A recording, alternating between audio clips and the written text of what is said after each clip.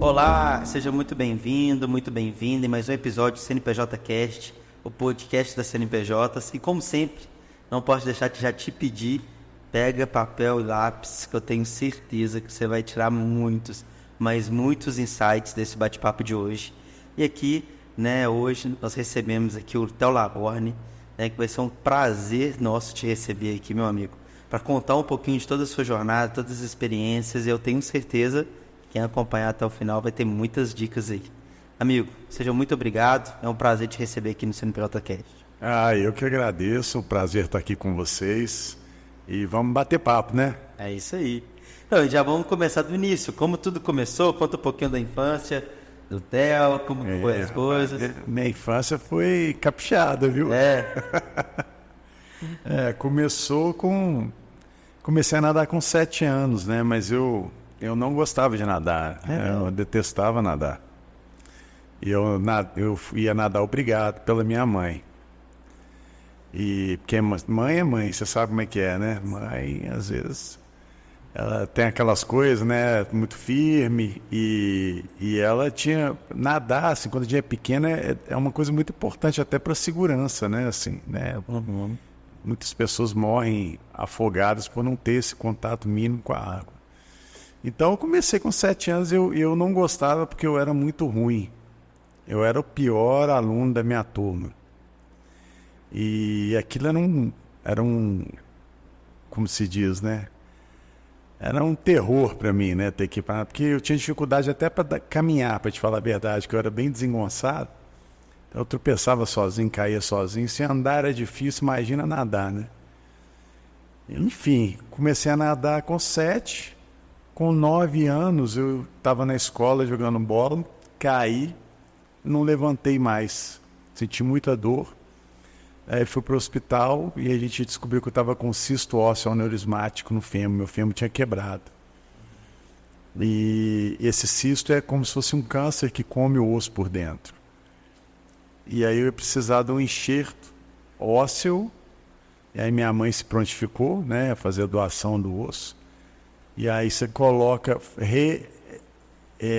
ele preenche o osso de novo, coloca uma placa de metal, e aí de fora a fora, parafusa, e aí você fica 6 meses engessado da barriga para baixo, a perna inteira, a outra até a metade. E com quantos anos isso, Theo? Um cabo de vassoura no meio, com 9 anos. 9 anos? Nossa. Imagina, né? Meus coleguinhas tudo na rua lá, descendo de carrinho de rolimã, jogando bola. E eu sem conseguir sentar, porque quando engessa da cintura para baixo, não dá nem para sentar, cara. É deitado o tempo todo. Então foi bastante complicado essa fase, sabe? E 6 meses foram ruins, né? Mas depois de 6 meses foi pior ainda, quando tirou o gesso, né? Você já quebrou alguma coisa? Não. Nunca coloquei gesso, nunca quebrei. Quando você põe o gesso, né? As articulações engessadas, elas se calcificam, né? Aí trava totalmente, né? E aí você tem que ir quebrando aquela calcificação, um processo muito doloroso, né? Muito doloroso. E a minha perna estava igual um fiapinho, né? Que atrofia a perna toda. Então minha perna estava da espessura do meu braço e toda peluda, né? Porque quando você põe gesso, cresce mais cabelo. Então imagina a cena esquisita, né? Um moleque de 9 anos com a perna arrumadinha, gordinha, e a outra perna um fiapinho cabeludo, né? Um negócio meio esquisito, assim, de ver, né? E aí eu fui melhorando disso aí, quando eu consegui colocar muletas, andar de muleta, essa época meu sonho era voltar a andar, né? Eu voltei para o meu clube, não para treinar, mas para entrar na água, para fazer fisioterapia, para recuperar o movimento da perna. E aí lá no clube eu tinha um treinador, e esse treinador ele ficou sentido, assim, né? Se comoveu ali com aquela cena, eu indo lá com minhas muletinhas, não conseguia entrar na piscina sozinho. Então ele me pegava no colo, me botava dentro da piscina e me acolheu, né? E foi ali que a natação começou a fazer sentido para mim, né? Com o acolhimento daquele treinador. Porque lá em casa eu tinha a minha família é uma família bem peculiar, né? Então, meu pai era um cara mais fechadão, assim, com bastante dificuldade em lidar com sentimentos e emoções. E a minha mãe era mais aquela que cuidava de tudo, né? Carrega água na peneira lá para... A famosa mãezona. É. Então, aquele acolhimento do treinador fez muito sentido para mim, porque o meu pai não conseguia me dar aquele tipo de acolhimento, sabe? E ali eu fui gostando de nadar aos poucos, né? E aí a coisa foi acontecendo. Mas antes, ainda tive que fazer mais 2 cirurgias, porque já daria um tempo eu tive que fazer uma cirurgia para tirar aquela placa de metal parafusada na minha perna. E dali a 1 ano, nos controles, um belo dia eu já voltando a nadar, a treinar, todo feliz, aí minha mãe chega um dia para mim e fala assim: meu filho, vamos ter que começar tudo de novo, porque tinha voltado o tumor. Voltou. Aí tive que fazer o processo tudo de novo, só que agora com enxerto artificial, que aí já era, na época, uma tecnologia que tinha saído, então não precisou da minha mãe Fazer a doação. sacrificar de novo lá, né? Tirar o osso da bacia dela para pôr na minha perna. E aí dali a coisa começou a engrenar na natação. E, Theo, e como é que foi dessa mudança de uma natação ali mais, vamos dizer assim, de readaptação, né? Tipo fisioterapia, para uma natação mais a nível profissional, pensando em competição? Isso daí, cara, foi porque, apesar do meu pai ser desse estilo mais ogro, assim, né? Eu tinha internamente muita vontade de quebrar aquela barreira. Então, eu tinha uma admiração por ele muito grande, sabe? Então, na minha cabeça ali de moleque, eu imaginava que se eu fosse bem sucedido na natação, ele ia se orgulhar de mim e ia, de alguma forma, E ele gostava muito? quebrar aquele negócio. Ele era muito fechado, cara. Assim, a gente, na verdade, nem sabia direito do que ele gostava, né? Assim. Mas o fato é que as coisas foram acontecendo e depois de um belo dia eu fui campeão mineiro. Você imagina, né, cara? Cara, um moleque ser campeão mineiro depois toda aquela saga, né? Aquela epopeia de problema, de hospital e de tal. Eu fiquei muito feliz, né? Então a primeira coisa que eu fiz foi voltar para casa para mostrar a medalha para meu pai. E quando eu mostrei a medalha para ele, cheguei na sala de televisão que ele estava assistindo lá e, pai, olha aqui, eu sou campeão mineiro e tal. E ele falou: meu filho, campeonato mineiro não vale nada. Um dia que você ganhar alguma coisa importante mesmo, você me traz aqui para me mostrar. Mas fora isso, essas medalhinhas, você não precisa nem me trazer, não. E aí aquilo foi um baque, né, cara? Eu fiquei assim, caramba, será que esse cara não viu, né, que tanto que eu ralei, né, para ganhar essa medalha e tal? E aí era legal, porque nessa hora, assim, ficava muito chateado, triste, mas aí chegava minha mãe e me acolhia de uma outra forma, né? Até gozava meu pai, falava: meu filho, seu pai não entende porcaria nenhuma de natação e tal, você está indo super bem, continua e tal. Aí aquilo me dava força para continuar. E aí criou um negócio interessante que eu comecei a pensar assim: poxa, então se o Campeonato Mineiro não vale nada, talvez o brasileiro valha, né, alguma coisa. Aí eu treinava mais para tentar chegar no Campeonato Brasileiro, né? E foi assim. E aí treinava, até chegar no Campeonato Brasileiro. Um monte de coisa aconteceu, assim, tudo comigo era um negócio mais difícil, sabe? Assim, eu estava pronto para conseguir alguma coisa.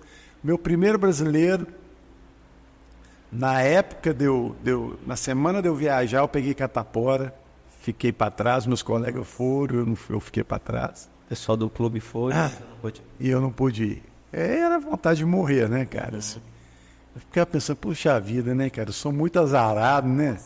É quebrar a perna, não sei o que, é tumor que volta, aí ganha, não serve. Aí você vai para outra competição mais importante, você custa classificar para aquilo ali. Na hora que você classifica, pega catapora. Aí no outro ano... E a idade nesse período ele já estava quantos anos já? Ali era 13, né? 13 para 14. Aí no outro ano eu consegui ir pro Brasileiro, fui pro Brasileiro. Na minha estreia no Brasileiro, fui falar com minha mãe antes de nadar, né? Que a gente fica com medo, assim, né? Inseguro e tal.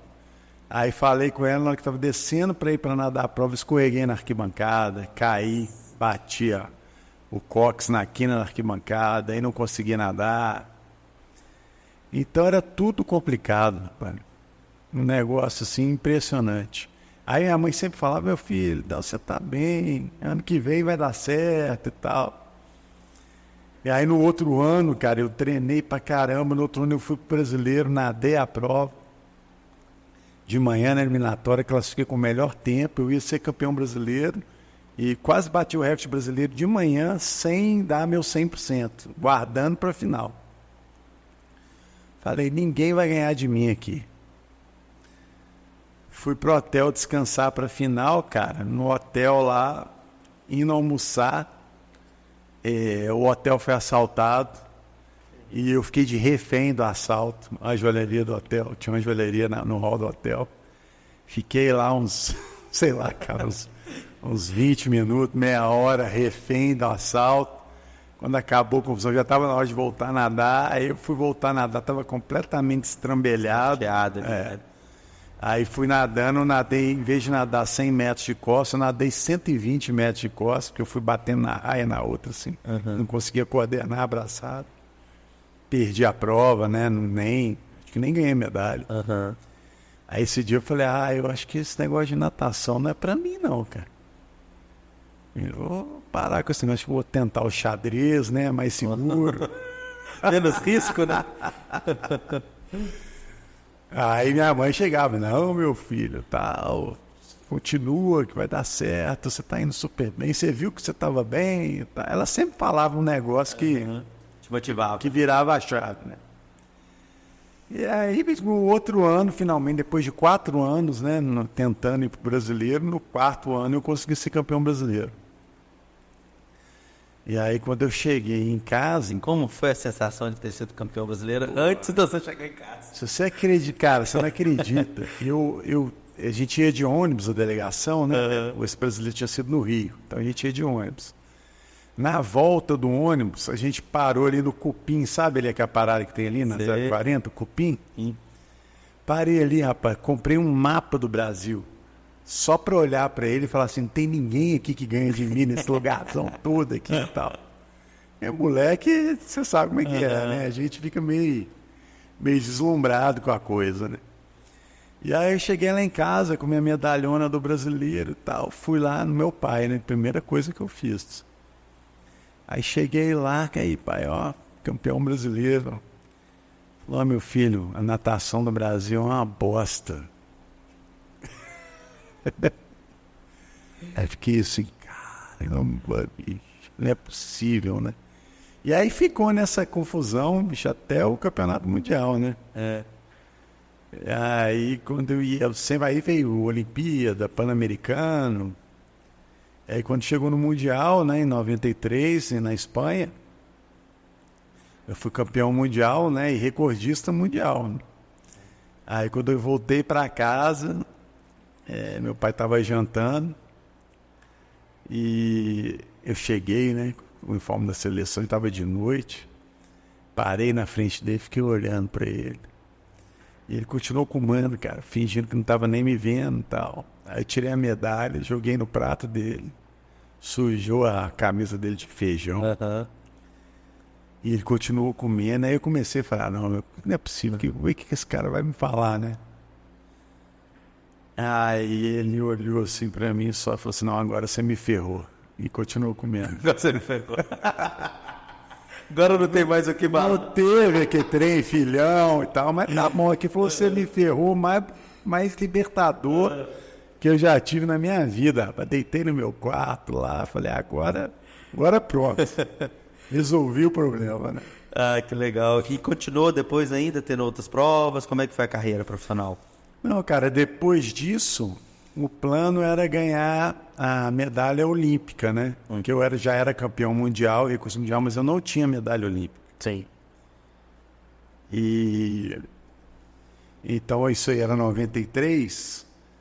94 a gente foi medalha de bronze num campeonato mundial, que é uma medalha inédita do Brasil também em revezamento.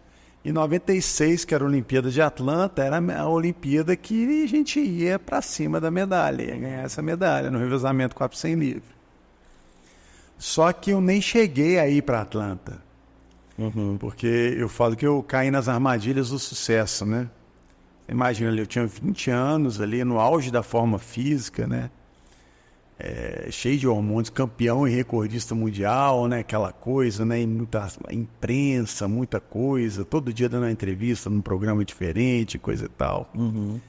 E aí o egão vai inflando, né? E aí você vai perdendo o foco. Pra você ter ideia, eu brinco que eu saio no pôster da Capricho. Lembra daquela revista Capricho que as meninas todas compravam? Então. E aí eu brinco que Capricho acabou comigo. Né? Porque, cara, né, perdi totalmente foco e acabei nem classificando para a Olimpíada de Atlanta, tive uma lesão no ombro. E foi uma época terrível assim para mim, porque eu operei o ombro e assisti a Olimpíada de Atlanta com o ombro operado lá em casa, né, sentindo a dor da cirurgia do ombro. Vi o Brasil ficar em 4º lugar no revezamento 400 livre, sabendo que o tempo que eu já tinha feito em outras ocasiões levaria a gente para uma medalha de bronze. Então foi um negócio que, assim, que mexeu muito comigo, né? Eu passei bastante tempo ali deprimido com essa situação, assim, puxa vida, né? Joguei fora aquele grande sonho que era conquistar aquela medalha, né? Aquela medalha olímpica, né? E ali um ano da cirurgia eu tentei voltar, mas assim, não consegui, eu estava com a cabeça muito ruim. E aí eu acabei parando de nadar. E quando eu parei de nadar, parei de uma forma muito brusca, sem me preparar para parar de nadar. Aí foi só problema, cara. Durante muito tempo, né? Assim, mais de uma década. Aí fui trabalhar na empresa do meu pai, né? Que era uma empresa aqui em Contagem. E assim, era a coisa mais simples que eu podia fazer. Acabou minha carreira aqui, vou trabalhar na empresa da família, me virar lá, né? Ganhar meu troquinho, né? E seguir a vida. Só que tinha o problema é que, cara, aquele tipo de vida não tinha nada a ver comigo, sabe? E eu fiquei insistindo naquilo, porque eu sabia que o meu pai, que já era aquela figura tão importante para mim, ele tinha aquela expectativa de... Eu sou o filho, um homem mais velho, eu tenho uma irmã mais velha e um irmão mais novo. Então, na cabeça dele, eu era o cara que tinha que assumir ali o negócio e fazer a sucessão e coisa e tal. Mas, cara, foi um sofrimento. E aí, eu parei com essa questão, foi ficando deprimido, parei, comecei a ficar sedentário, fazer atividade física nenhuma. Comendo o mesmo tanto que eu comia quando eu estava nadando. Cara, eu quase explodi e quase morri, cara. Aí eu resolvi voltar a nadar, pra você ter ideia, que eu estava tão deprimido, tão mal da cabeça, e eu já estava com 30 anos de idade. E naquela época, 30 anos já era um cara totalmente velho, que você não via nadador de 30 anos de idade. Todo mundo já tinha arrumado natação, não era uma coisa... Não tinha a infraestrutura e o suporte que tem hoje, que os caras conseguem nadar mais tempo. Então, cara, eu resolvi voltar a nadar. Falei, a única coisa na minha cabeça, né? Eu pensei, a única coisa que eu sei fazer é nadar. Então, vou sair, vou nadar. E para conversar com meu pai, para falar que queria sair da empresa, né? Foi uma tortura, né? E aí o meu pai me surpreendeu, porque ele foi super de boa, assim, super tranquilo. Falou, não, meu filho, tudo bem e tal. Aí até conseguiu uma forma, né, de eu continuar contribuindo lá. Como representante da empresa, então eu saí como vendedor, então eu tinha que vender, ganhava comissão de venda. Sim. Mas foi uma forma inteligente que ele arrumou, que aí eu voltei a treinar, escondido, sozinho, né? Porque se eu chegasse no meu clube do jeito que eu estava, deprimido, com 40 quilos a mais, falando que queria voltar a nadar com 30 anos de idade, o pessoal ia me internar no hospital psiquiátrico, né? Sim. E aí eu comecei a treinar, aí eu treinava em 2 períodos, de manhã e de tarde, e no intervalo dos treinos eu saía para vender e comecei a estudar à noite, fazer faculdade à noite. Então foi assim, uma doideira. Fiz isso por 1 ano e meio, e 2004 era seletiva para a Olimpíada de Atenas. Quando eu voltei a nadar, eu coloquei na minha cabeça que eu ia para a Olimpíada. Imagina. Esse cara é doido, né? E aí eu tinha um colega que me treinou, o Vinícius Wilson, que foi meu colega de equipe no Minas Natação. Quando ele parou de nadar, ele se especializou em treinamento esportivo e tal. E aí esse cara começou a me treinar lá. E a gente, cara, chegou na seletiva 1 ano e meio depois, eu estava no auge da minha forma, com 9% de gordura, forte pra caramba. E não peguei o índice olímpico por menos de 20 centésimos na prova de 200 livres. Mas foi um negócio tão interessante que, mesmo não tendo ido para a Olimpíada, aquela situação, aquele contexto todo do desafio que foi, olhando para trás, hoje eu considero que aquilo foi mais difícil que o próprio recorde mundial. Porque eu saí de uma situação... Eu não saí do zero, eu saí do menos 50 em 1 ano e meio, assim, sem tomar nenhum tipo de complemento, até porque nem tinha tanto naquela época igual tem hoje, nesses suplementos e tal. Só o basicão mesmo, né? Mais no arroz com feijão massa, mesmo. Né? Aquele arroz com feijão bem feito, né? Bem temperado. E, cara, bati na trave de uma meta impossível, né? Que legal. Né? E como que foi esse momento? Quem estava próximo, as pessoas talvez que não acreditavam muito, os outros competidores que já te conheciam antes, te viram nesse processo de recuperação? Foi muito interessante. Já botei uma pressão na molecada, a galera ficou doida. Aí saía no jornal, tem uma manchete grande no jornal, que o pessoal começou a me chamar de Tiranossauro Rex. O dinossauro que voltou. Estava extinto e voltou. E aí tem uma matéria legal assim mesmo, né? O Tiranossauro está de volta e tal. E para mim foi muito bom, né? Que foi uma forma ali que eu consegui encerrar o ciclo dentro da piscina, né? Eu falei, bom, então agora eu provei para mim mesmo que eu tinha parado muito mal, né? Da outra vez. Então parei feliz dali, a vida já foi se encaminhando para outras coisas. Dali eu tive o convite para atuar na Secretaria de Esportes do Estado, na época, né? E eu fui superintendente de esporte de competição. Então foi uma experiência bem, bem legal. E depois acabei voltando para o meu clube, né? Para o Minas Tênis Clube. E fiquei lá durante 13 anos, né? Fazendo um trabalho, agora do outro lado, né? Ajudando os atletas a performarem.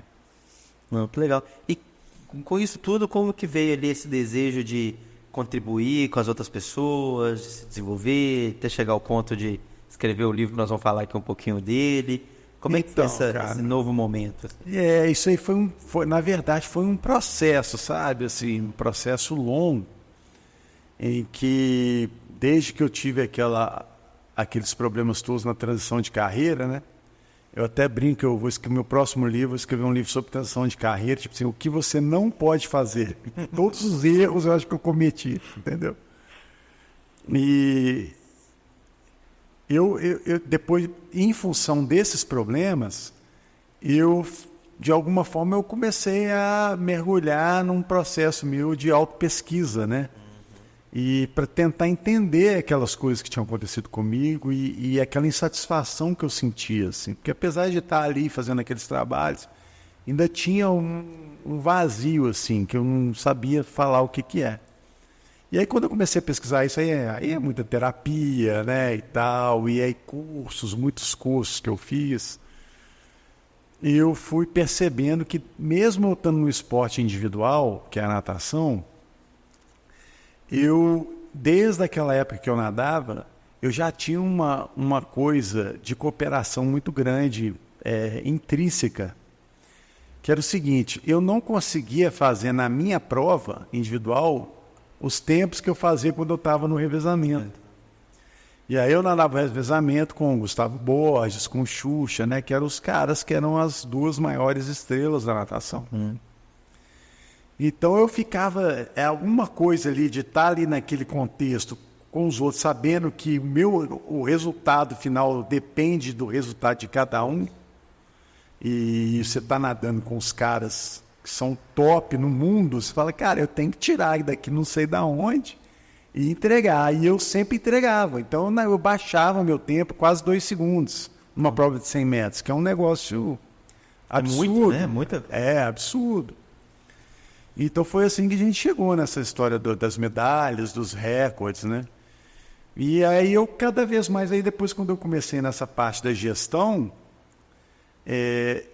no início eu ainda tinha muito daquela coisa da liderança mais aguerrida, né? Daquela coisa do esporte, pau, né?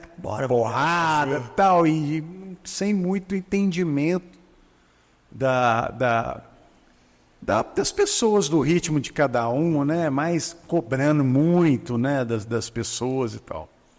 Isso não funciona muito bem, né? Assim, a gente que trabalha com gestão, essa gestão moderna do século XXI, a gente sabe que isso não dá mais para fazer, né? E aí eu fui estudando isso também, e aí fui mudando o meu tipo de liderança, né? Para uma liderança que chama de liderança interempática, né? Baseada ali na empatia, menos no comando e controle, e mais no entendimento geral do contexto das situações, das pessoas, né? De como que a gente pode motivar as pessoas a se sentirem parte daquele resultado que está sendo buscado ali, né? De alguma forma. É muito mais do que simplesmente fazer a obrigação dela, né? Exatamente. É fazer parte do todo, né? Porque o resultado, cara, o resultado, mesmo na natação, o resultado nunca é do atleta. Tem, cara, um universo de pessoas que estão ali por trás, que nem sempre levam crédito, né? Como se diz, o cara que está tratando da água da piscina até Exatamente. O motorista do ônibus que levou faz parte da jornada. Então, assim, eu fazia isso, assim, um senso, assim, quando a gente começa a entender isso, a gente é tomado por um senso de gratidão muito grande, de entender que cada um está fazendo ali o melhor que pode para chegar naquele resultado. Então eu fazia essas coisas, assim, quando a gente ganhava uma competição por equipe, né, um Troféu Brasil, e eu como gestor, depois isso eu voltava, no Minas, eu voltava, e a gente tirava uma foto, cara, como assim? A galera... Davam, cara, quase 100 pessoas. É muita gente, cara. Fora a equipe, fora os profissionais que estão diretamente ligados. Tirando o que viajou, ainda tinha uma galera ali. Cara, muita gente, cara. E a galera, e aquilo trazia, cada vez mais eles queriam ajudar mais a gente a conseguir mais coisa, porque eles percebiam que eles estavam sendo notados e que o trabalho deles fazia diferença. Criava um ciclo virtuoso ali de contribuição. Exatamente. E divisão de propósito, né, de todos ali. E é isso que eu chamo de alta performance cooperativa. Então, no ciclo de 2017, ciclo olímpico de 2017, né, que é da Olimpíada de Tóquio, que foi a penúltima Olimpíada, né, antes de Paris, que foi agora, eu comecei a trabalhar nessa alta performance cooperativa de forma mais intensa e evidente. Começando por trazer um treinador que não tinha nunca tinha assumido nenhum cargo de liderança de grandes equipes, mas era o cara que eu sabia que tinha esse mesmo DNA que eu tenho da coisa da natação humanista, da alta performance cooperativa, de formação de campeões da vida, né? Que é muito mais abrangente e difícil do que você formar um cara só para nadar. Tratar o atleta como um produto, uma maquininha, se funcionar, funcionou, se funcionar, descarta, manda embora, põe outra. A gente não fazia isso, né? Então a gente estava com as pessoas, ele cria uma equipe enorme, que também não é comum, assim, pelo menos dentro dos clubes de alta performance do Brasil. E a gente foi, cara, seguindo nessa pegada da alta performance cooperativa, da cooperação, e foram acontecendo várias coisas. Foi um ciclo olímpico que teve uma pandemia no meio. Sim. E essa pandemia, cara, tirou todo mundo do prumo, né, de todas as áreas, né, do planeta, e no esporte não foi diferente. Então teve vários obstáculos, onde a cooperação foi aquela cola que segurou a gente. Que bacana. E aí, olha só que interessante, na Olimpíada de Tóquio, o time Brasil, ganhou 2 medalhas na natação. E as 2 medalhas que o time Brasil ganhou foram de 2 atletas do Minas Tênis Clube.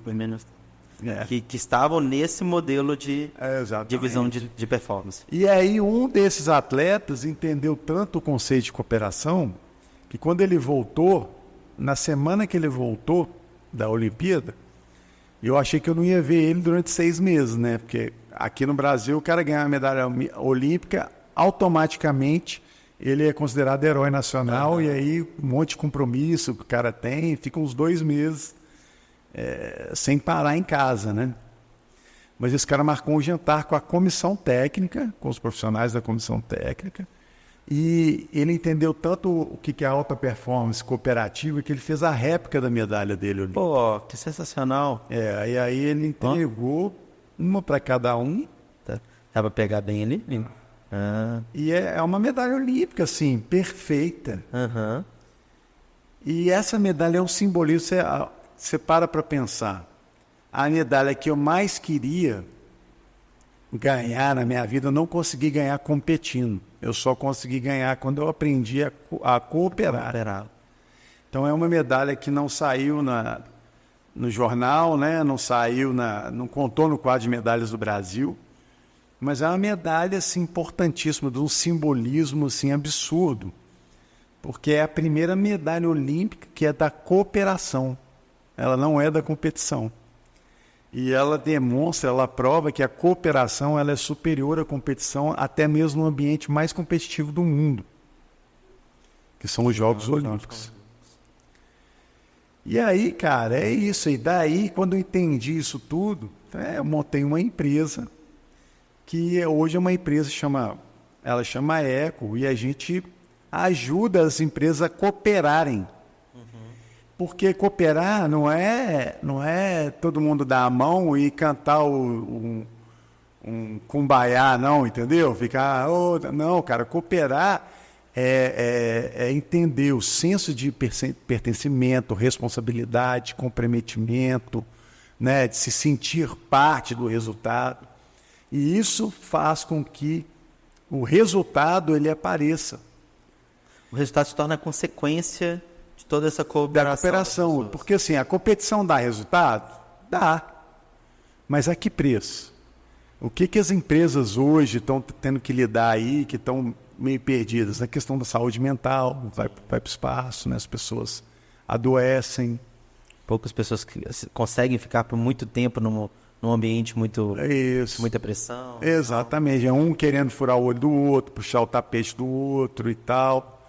E com a cooperação, aí eu brinco assim, você acha que a competição dá resultado? Isso é porque você nunca experimentou a cooperação. A cooperação dá muito mais resultado, cara.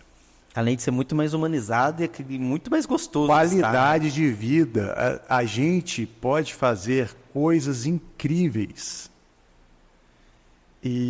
mas pode ser leve. Você pode bater um recorde mundial de forma leve. Não precisa ser pesado. O pesado é a gente que... É a regulagem ali que a liderança que dá, sabe? Não tem como não te perguntar. Segura aí a medalha aí pra você sentir o peso da medalha olímpica aí, ó. Que isso. A energia dessa medalha é boa demais. Você é doido. Põe ela no pescoço aí, vê se você sente bem com ela, e vê se ela veste bem no você.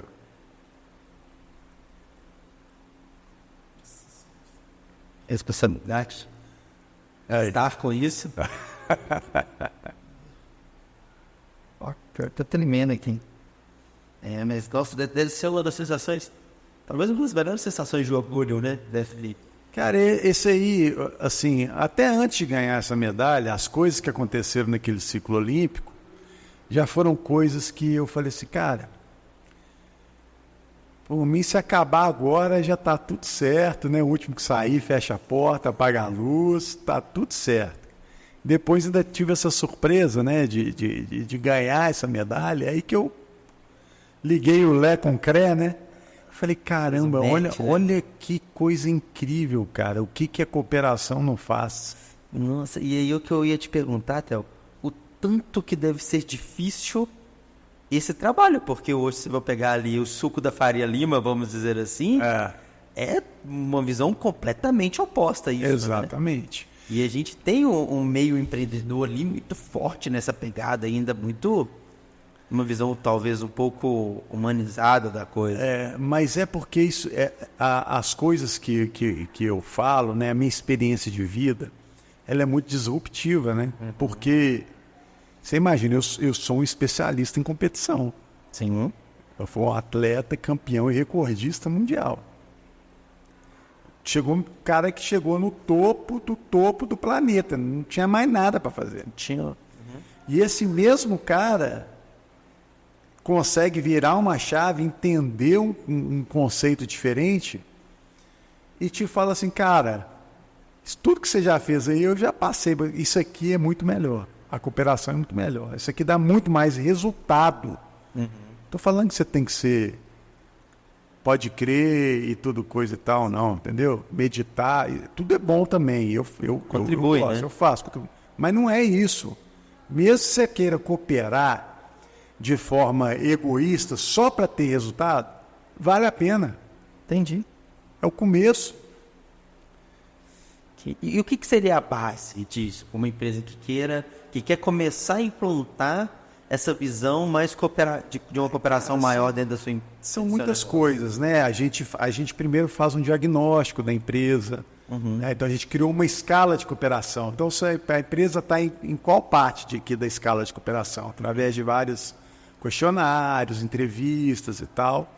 E a gente revisa a documentação toda da empresa, porque às vezes até na própria gênese ali da empresa, da missão, dos valores da empresa, se ela está com a coisa da competição ali arraigada, a empresa tem que decidir se ela, poxa, tem que...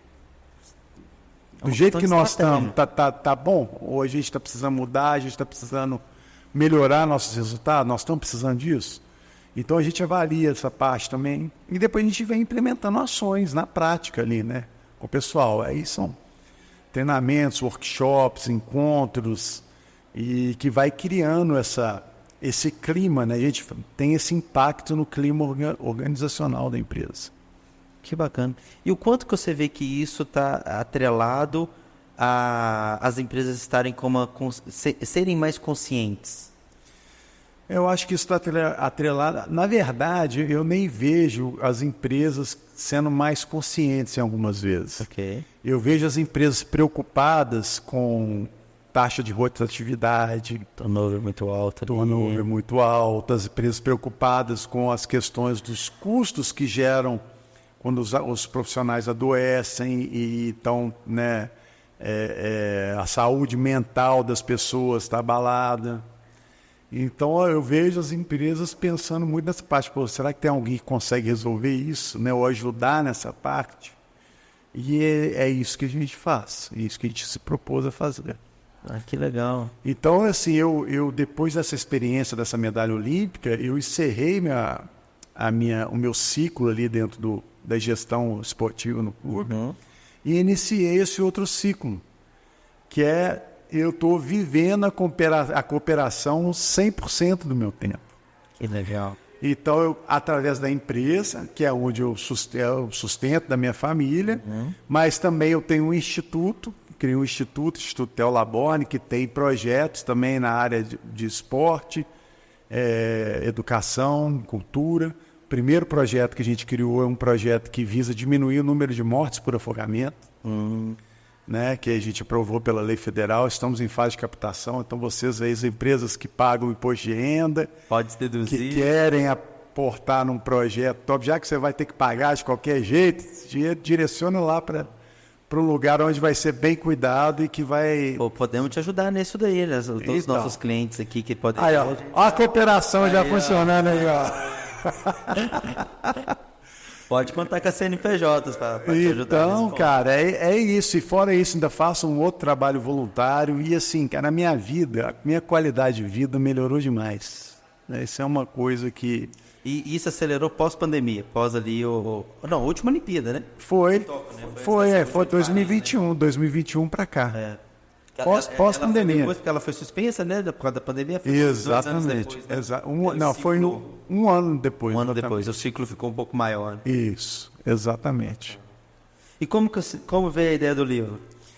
A ideia do livro, ele veio de... Aqui, ó. O livro Tudo ou Nada. E o que você tem a ver com isso? Essa partezinha das letras pequenas é a mais importante. É a mais importante. O que você tem a ver com isso? Tem que ler para saber, né? Mas a ideia do livro já vem desse senso de cooperação também. Quando eu fui expandindo a minha consciência, entendendo essas questões, a primeira coisa que eu pensei foi como é que eu posso compartilhar essas experiências com as pessoas, né? Então eu fiz um curso lá em Foz do Iguaçu, né, que é um curso da Conscienciologia, e esse curso chama Balanço Existencial. E aí esse curso é muito interessante, que é a mesma lógica de um balanço empresarial de empresa, só que aplicado em você. Você faz um balanço da sua vida, do que você fez até aquele momento. E aí você tem que criar metas de curto, médio, longo prazo, e você avalia e tal, os aportes, né? É a mesma lógica, só que aplicado para você, para a sua consciência. E foi nesse curso que eu tive esse insight fortíssimo de escrever o livro, sabe? Legal. E de lá as coisas foram desdobrando, né? O livro, e aí veio depois essa questão da empresa. E aí a gente vai seguindo ali naquela vertente, né? Da coisa que está funcionando. Não, que bacana, né? Achei sensacional, viu, Theo? Essa visão ali do tanto que o cooperar ele te leva para um local onde que talvez individual você nunca chegaria, ou poderia até chegar, mas de uma forma talvez não faria tanto sentido assim. Exatamente. E o cooperar é tudo que o mundo está precisando, né? Perfeito. O nosso mundo está bastante atribulado, né? Então, se as pessoas conseguem experimentar, se permitir experimentar, colaborar, a coisa flui, cara. É impressionante.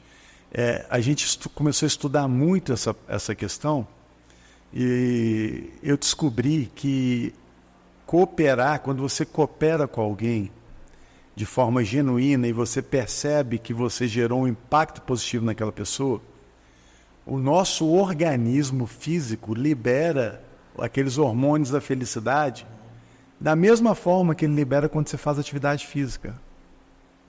Então, olha só como é que a coisa tem uma inteligência maior por trás dessa, né, da existência, né, da vida aqui física, intrafísica aqui desse planeta. Que o negócio é tão inteligente que a gente tem até esse benefício físico, né, de se sentir bem cooperando. Então eu fico pensando, o que falta para a gente começar a fazer isso? Porque da mesma forma que você fazer atividade física, se você for treinar uma vez por mês, você não vai ter resultado nenhum. Aí você vai ter uma liberação ali de substância ali momentânea, pouquinha, e a memória acabou. Então, assim como na atividade física você tem que ter constância, a cooperação é a mesma coisa.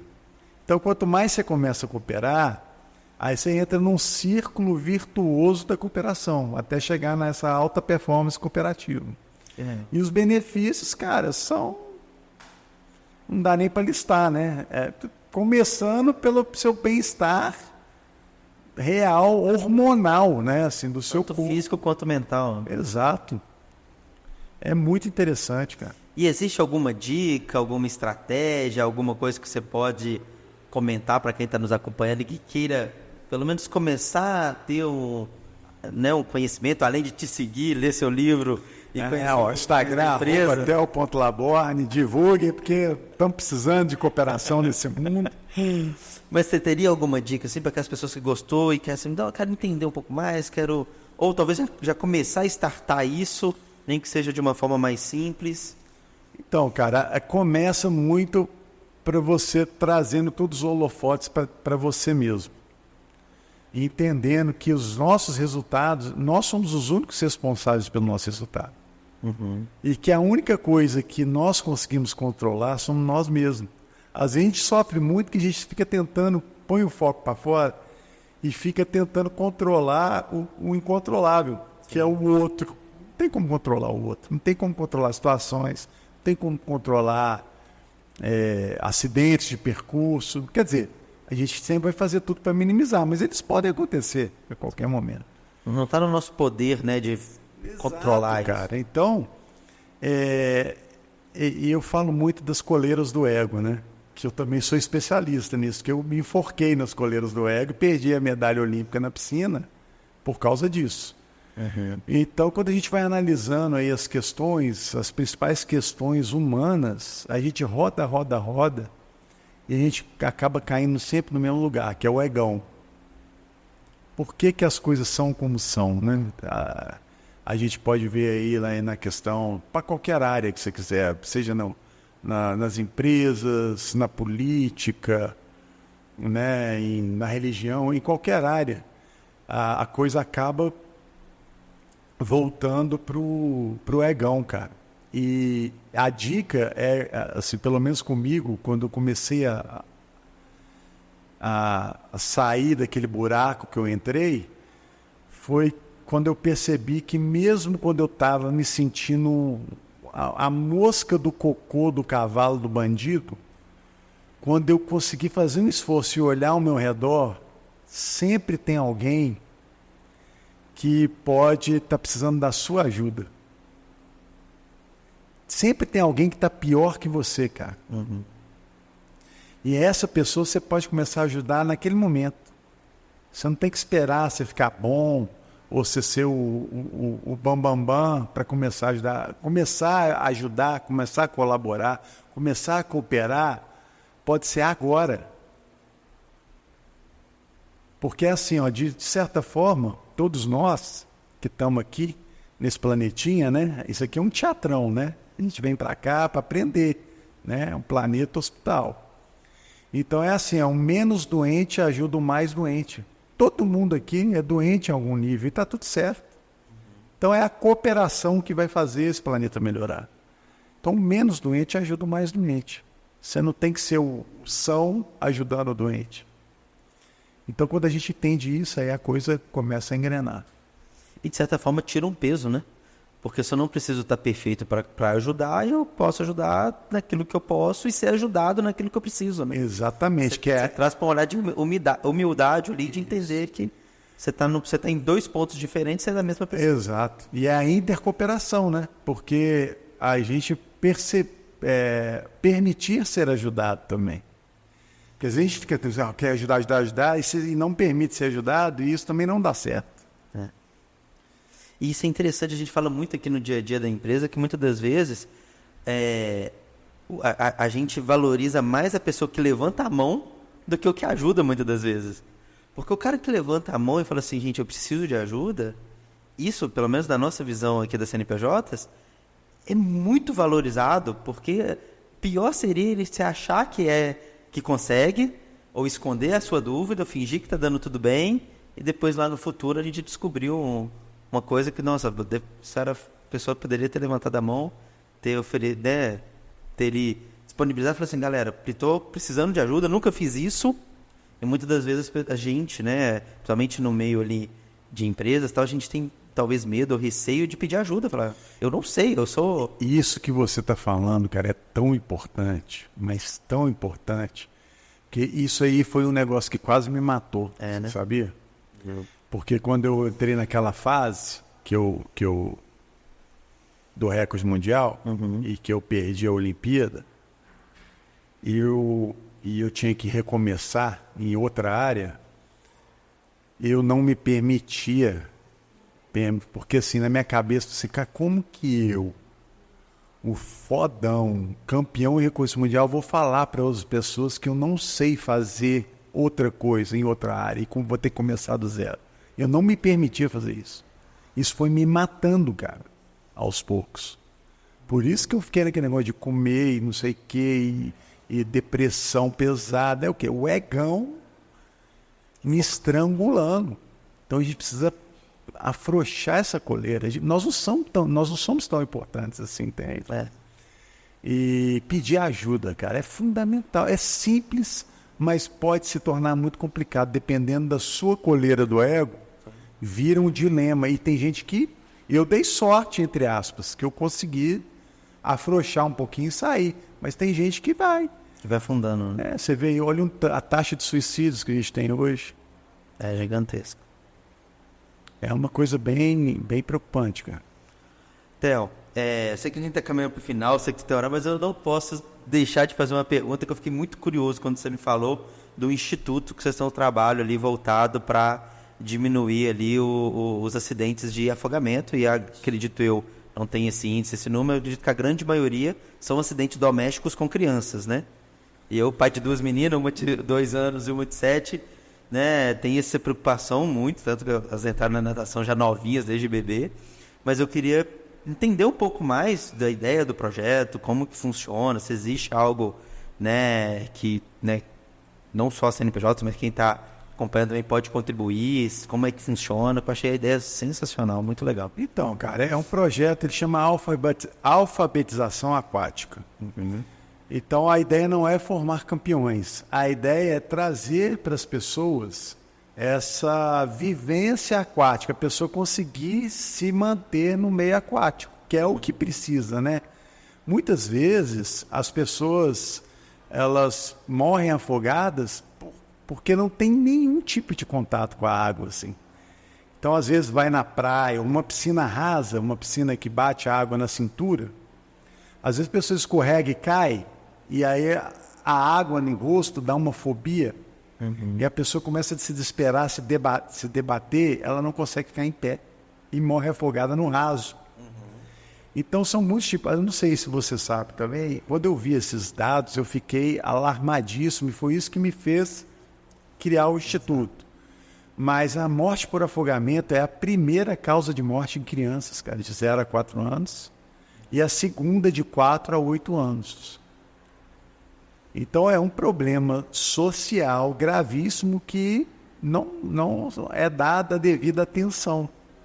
Então a gente entrou com esse projeto justamente com essa ideia de tentar expandir isso e minimizar, né, esse número de mortes por afogamento. Então a gente traz essa vivência aquática para as pessoas, né? A nossa ideia é atuar ali onde mais precisa mesmo, né? Naquelas regiões que as pessoas não têm acesso. A natação, infelizmente, é um esporte muito elitizado, né? A questão estrutural Nem complexo. todo clube, nem toda academia tem estrutura de piscina. Tal. Às vezes tem município, né, que não tem piscina, né? Sim. Então a gente tem uma metodologia que a gente pode fazer isso até independente de piscina, se for o caso. Legal. Em qualquer lugar que tenha água, né, que tenha um açude, um rio, mar, a gente consegue aplicar. Nossa, sensacional, bacana, achei super interessante. E qualquer um pode contribuir, até pessoa física, né? As pessoas que pagam imposto de renda. É uma coisa relativamente simples de se fazer. E nós estamos aí nessa fase. Se quiser ajudar e tiver dúvida, pode procurar CNPJs aqui que a gente... Nessa labuta da captação de recursos, né? É um desafio, né? É isso. Mas desafio é o que a gente gosta, né? Então tá tudo certo. Não... Theo, eu queria te agradecer muito, pra gente foi um prazer, foi uma honra te receber aqui no CNPJs, né, bater esse papo, pra mim, nossa, sair aqui com vários insights aqui, né, pra mim foi foi muito gratificante de poder trocar essa ideia, de bater esse papo, né, e quero que a gente continue depois tendo mais trocas aí, o que a gente puder fazer para contribuir, pode contar conosco, pra gente acredito muito que nessa visão de cooperação, eu vejo que isso tem tudo a a crescer muito ainda no nosso E país. parabéns para vocês. E só de passar ali pela empresa, ali, o pessoal da empresa, já vi que a energia aqui tá boa pra caramba. Viu? Parabéns. Obrigado. Então, se quiser aqui, Theo, fica aberto aí para considerações finais, pode ficar à vontade. É só agradecer mesmo e convidar as pessoas, né, que quiserem saber um pouco mais, né? Tem o Instagram, tel.laborne.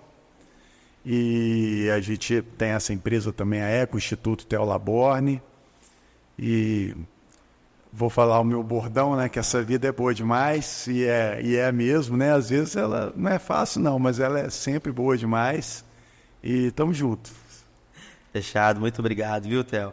E para você que nos acompanhou até aqui, não deixa de curtir, comentar, compartilhe com aquele seu amigo que precisa conhecer um pouco mais do que é o cooperativismo e conhecer essa história tão fantástica do Theo.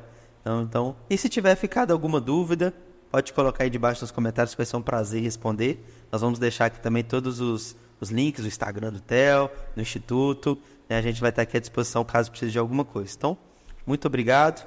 Esse foi mais um episódio do CNPJ Cast, o podcast da CNPJ.